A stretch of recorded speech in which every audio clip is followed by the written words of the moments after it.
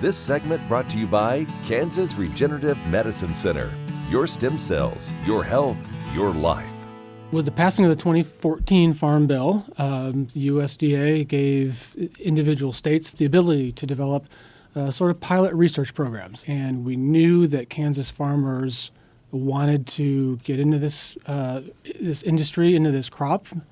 And obviously our job with K-State Research and Extension was to conduct research to help farmers be more successful with this crop. And it's a brand new crop that we just needed some baseline information on how to grow this crop successfully. I would consider hemp for fiber and grain and hemp for CBD to be almost completely different crops. You can't even think about them as being similar. They're different varieties, the production system is different, the harvest is, everything about them is different.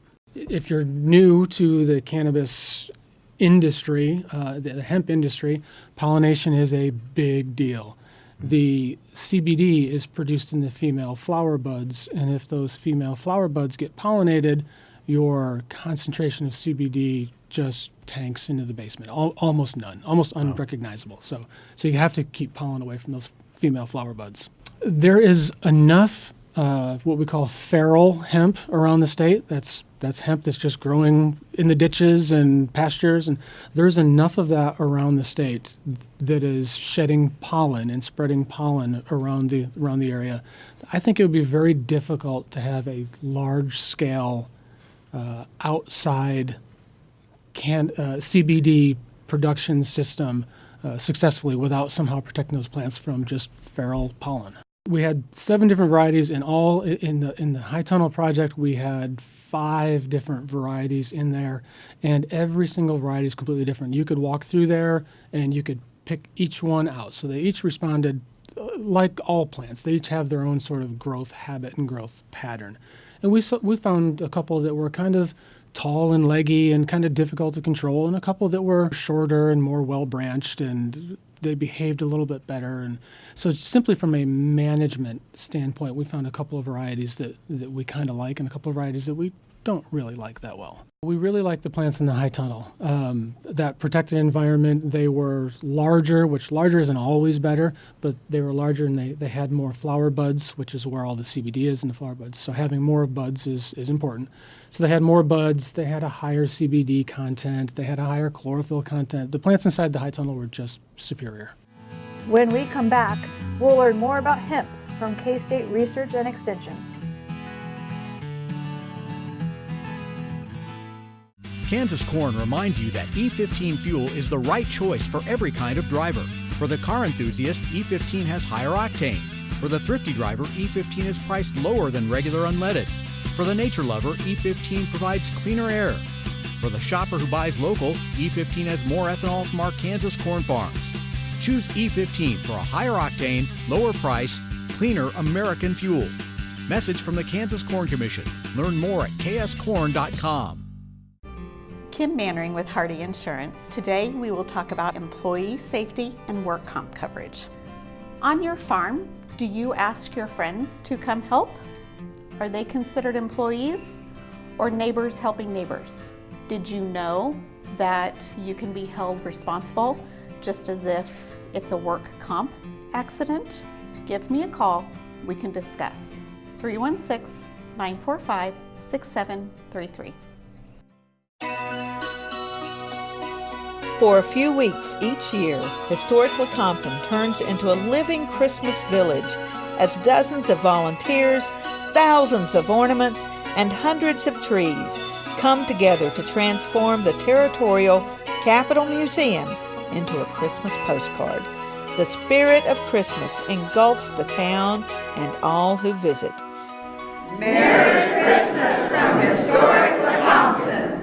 This segment brought to you by Kansas Farm Bureau, the voice of agriculture. To join today or for more information, go to kfb.org or find us on Facebook and Twitter. For this project, we had 14 different dual-purpose varieties, and dual-purpose is hemp that is harvested for grain and fiber. So when it's ready, a combine would come by and take the grain heads off the top, and then you come back later with a swather and bale the stalks, and that's dual-purpose. And then the fibers are simply really tall, really straight. You don't worry about the grain, you just go for the fiber when it's ripe. Ideally, we'd like to shoot for a mid-May planting. That gives our plants plenty of season to get tall. If you're going for fiber, you want nice tall plants. So a mid-May planting, which you'd then harvest probably sometime around September. But because it was our first year and we didn't have our seed suppliers lined up and we were waiting on seed supplies, we didn't get these planted until the end of June. So again, this being year number one, we were interested in which of these varieties will do well. These varieties come from all over the world.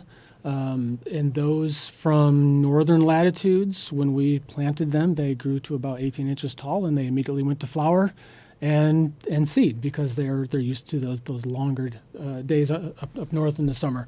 So that was an issue. Whereas some of the other varieties from more southerly latitudes tended to grow a little bit taller, up to 6 feet tall.